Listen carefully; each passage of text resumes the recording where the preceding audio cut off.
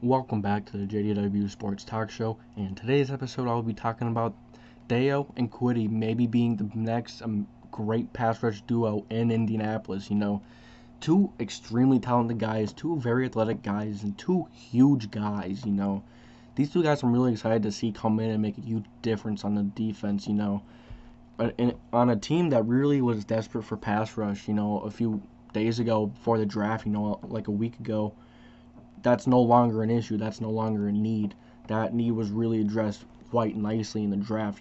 First you go in at 21 and you draft Kwitty Paye. He is an amazing pass rusher, or no, he is an amazing run stopper with amazing upside being a pass rusher. I think I've made this comparison many times. I think coming out of college, he's a Jabal Sheard. He's going to get his 4 or 5 sacks, maybe 6, and he's going to be an amazing run stopper. But, he's a Jabal Sheard with amazing pass rush upside, more pass rush upside than Jabal Sheard. I think he's going to be an awesome guy coming off the edge, stopping the run, getting after the passer a few times. But he is a little raw in pass rushing. But, I think he'll get there. He is a very twitchy, very, very athletic guy. He can turn and move on you on a dime. He could really get past a blocker. Really excited to see him. And then you go and you draft a guy like Dayo Odeyingbo. I think that's how you say his name. I'm really excited to see him. This dude is a freak of nature. This guy is probably a first round talent. But he dropped due to the Achilles injuries. Which is a little scary. But the way medical stuff has advanced these days, I'm not really worried about it. I think they'll get him taken care of and he will be back in no time.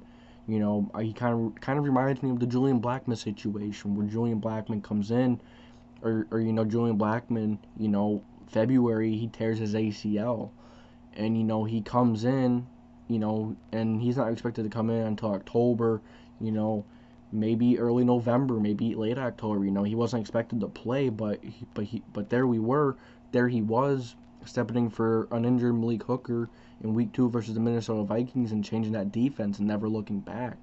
But this is going to be a little different of a situation with Dayo. Early on, if someone gets hurt, he's not going to be able to step in. He's just not going to be able to until, mid-season, maybe November. But hey, if we're going to get more healthy down the stretch, get a guy that's going to potentially make the playoffs a lot more fun and a lot more, and make the edge rush group a lot better come playoff time or come, later in the season when, it really matters when you need those couple wins to, get yourself in the playoffs. So, I think, I'm not too worried about waiting for him to play, because his upside is tremendous. The dude's size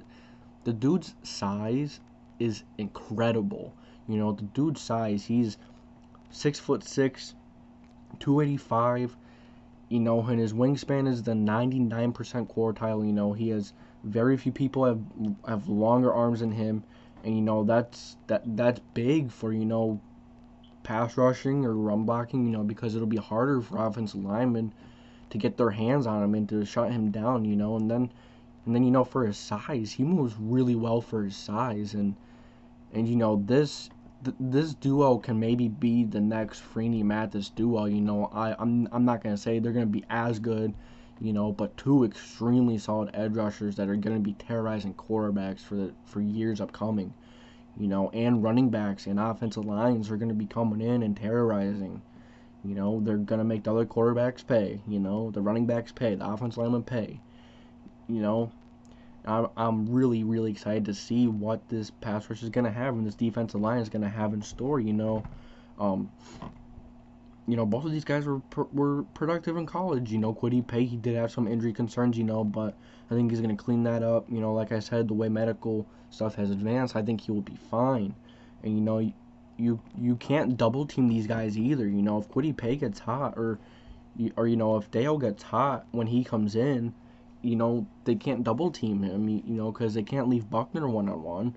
That's another thing. Buckner and Grove are amazing up the middle. Grover is an amazing run stopper. He gets in there and makes so many tackles for losses and, is such an amazing player up the middle. It's not even funny. And then you have Buckner, who, is another huge dude. You know, he's kind of, and Dayo is actually, he's very versatile as well. So, if a guy like Buckner or Grover get hurt, he could step in the middle over the guard, and he could perform. As we seen last year, that was a big problem when Buckner was out. Derrick Henry ran all over the Colts, so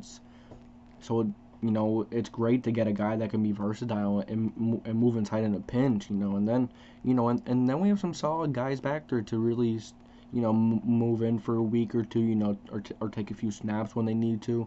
Kamoko Toure, you have Ben Banogu, you have Kwitty Muhammad, really excited. Taekwon Lewis could play at the middle. He's very versatile as well. This defensive line has quickly became one of the best defensive lines in the football league.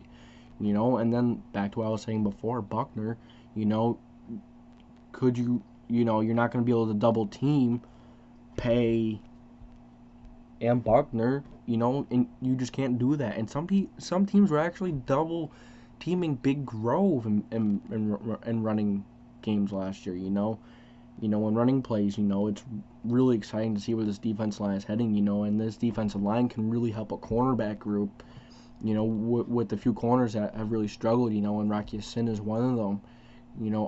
Other than that, actually, it has not struggled because TJ Carey's a solid depth piece, and then you have Xavier Rhodes, you have your guy in, what's his name, Kenny Moore, you have your guy in Marvell Tell coming back, you have your depth in TJ Carey, then you have the guy in Isaiah Rodgers who stepped in last season and showed some promise, versus Stephon Diggs in the playoff game. It's exciting, because this defensive line could really improve the rest of the defense as well. It could make the quarterback have to give it away faster, have to throw it away much faster because of this defensive line, which can really help get to the quarterback because, this scheme requires a really good pass rush, because if you give the quarterbacks time back there, it doesn't matter who it is. We seen it in week 1 last year against the Jaguars. Gardner Minshew tore up the Colts defense. He picked it apart.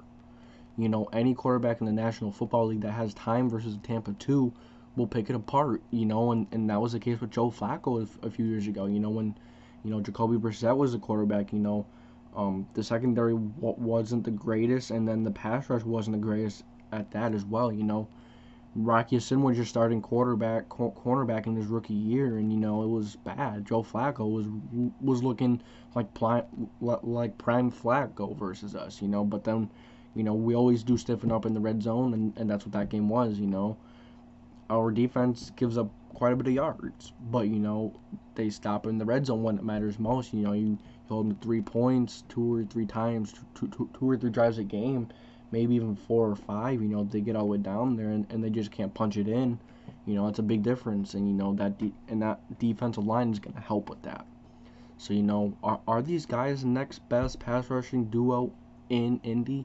Maybe a guy like Kamoko Toure while Odeyingbo is hurt. Maybe a guy like him steps up. Maybe a guy like Ben Banogu steps up. Maybe a guy like Kwitty Muhammad steps up. You never know. And with the loss of, Justin Houston and Daniel Guatry, that hurts too. But we actually do have Isaac Rochelle as well. So I'm really excited to see where this Colts team is going to go. This defensive line is looking really good. I'm really excited, and I'm really pumped. Let me know how you guys feel. How do you guys feel about this defensive line? Are you excited? Do you think they're going to be the next great duo in Indy? What do you think? And I thank you for watching this video, and I'll catch you later.